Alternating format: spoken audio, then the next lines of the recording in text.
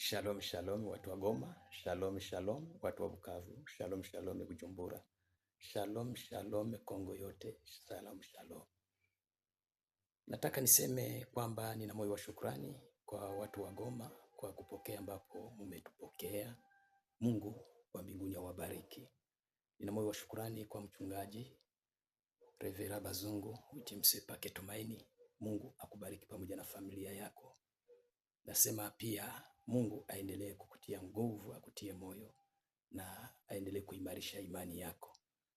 Acha niseme kwamba neno la Mungu katika kitabu cha Joshua sura yake ya 5 na mstari wake wa 9. Mungu akamwambia Joshua ambia wana wa Israeli ya kwamba siku ya leo nimeiviringisha aibu mliotoka nayo Misri iondoke juu yenu. Haleluya. Haleluya. Nimeviringisha aibu.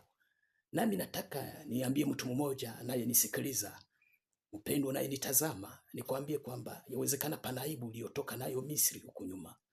Yawezekana ulikuwa na aibu. Yawezekana ulitoka nyumbani kwenu na aibu. Aibu ya njaa, aibu ya uchi, aibu ya kuonelewa, aibu ya kukataliwa, aibu ya kunenewa mabaya. Aibu yoyote ile uliyokuwa nayo, aibu ya uselibatarianism, aibu ya changamoto ya maisha yoyote ile. Uko katika jangwa, umevunjika moyo, umekata tamaa.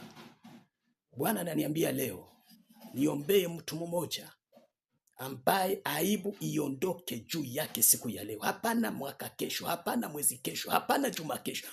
Siku hii ya leo aibu uliotoka nayo Misri, haleluya, inenda kuondolewa katika jina la Yesu Kristo wa Nazareti. Aibu yoyote ile uliyokuwa nayo, haijalishi aibu gani, sijui wengi wanajua aibu gani ulikuwa nayo.